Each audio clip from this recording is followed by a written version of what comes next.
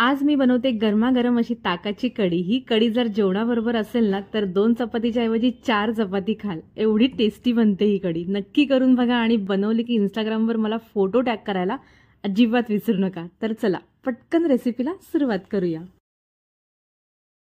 आता मी ते दही घेतलेलं आहे, हे छान असं मस्त फेटून घेतलंय, तरी पण परत एकदा मी असं मस्त हे घुसळणीने असं प्रॉपर हे बघा लोणून घेते।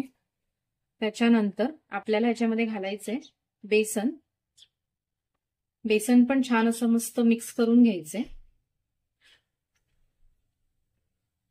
हे पण छान असं मस्त घुसळणीने छान असं मस्त घुसळून घ्यायचंय आपल्याला। आता हे सर्व असं बघा असं स्मूथ बॅटर करून घ्यायचंय।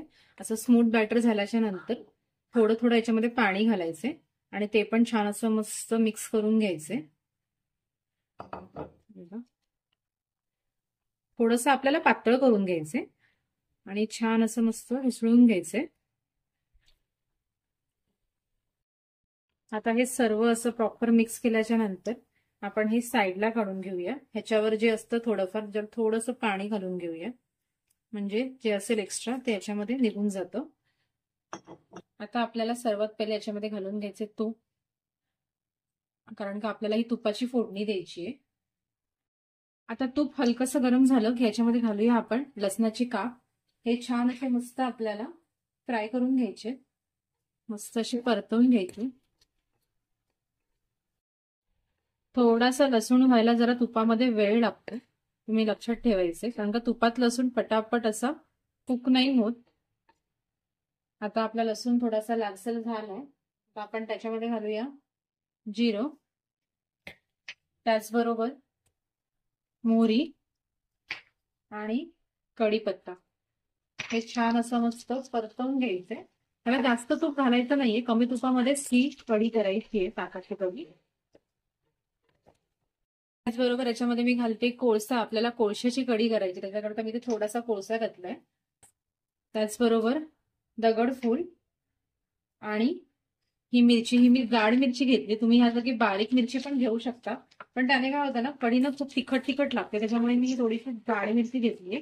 ह्याच्यामध्ये अजून एक बारीक मिरची मिळते, म्हणजे एकदम लवंगी असते ती, आणि ही सगळ्यात मोठी आहे, याच्यापेक्षा अजून मध्यम मिरची मिळते, त्याने सुद्धा कढी खूप छान लागते।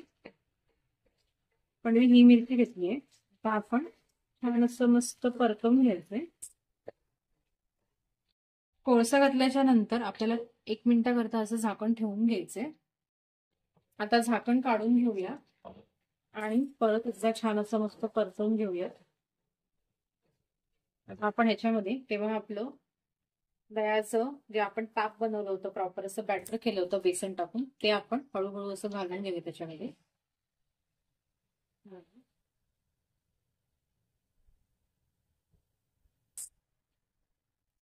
आता हे सर्व आपल्याला असं मस्त मिक्स करून घ्यायचंय। आता आपल्याला ह्याच्यामध्ये गरम पाणी घालायचंय, जेवढं तुम्हाला पातळ घट्ट पाहिजे तेवढं। मला जरा कढी जरा पातळ आवडते, त्याच्याकरता मी जास्त घट्ट करणार नाहीये। तर आता मी याच्यामध्ये गरम पाणी घालून घेते,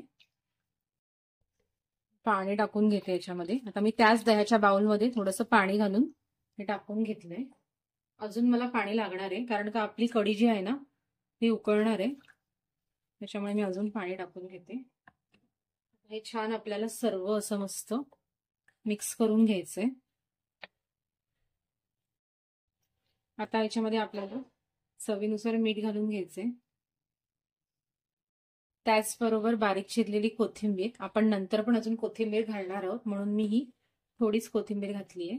हे सर्व असं आपल्याला मस्त मिक्स करून घ्यायचंय आणि लो ते मीडियम गॅसवरती आपल्याला ही कढी जी आहे ना ती मस्त छान उकळू द्यायची आहे, आणि झाकण ठेवायचं नाही याच्यावर, नाहीतर तुमची कढी बाहेर येऊ शकते।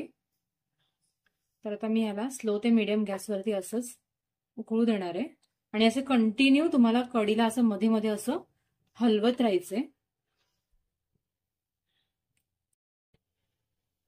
हे बघा आता आपली कढी जी आहे ती मस्त झाली आहे, आणि हे बघा अशी वरती येते ती कढी, वरती आली म्हणजे आपली कढी झाली आहे।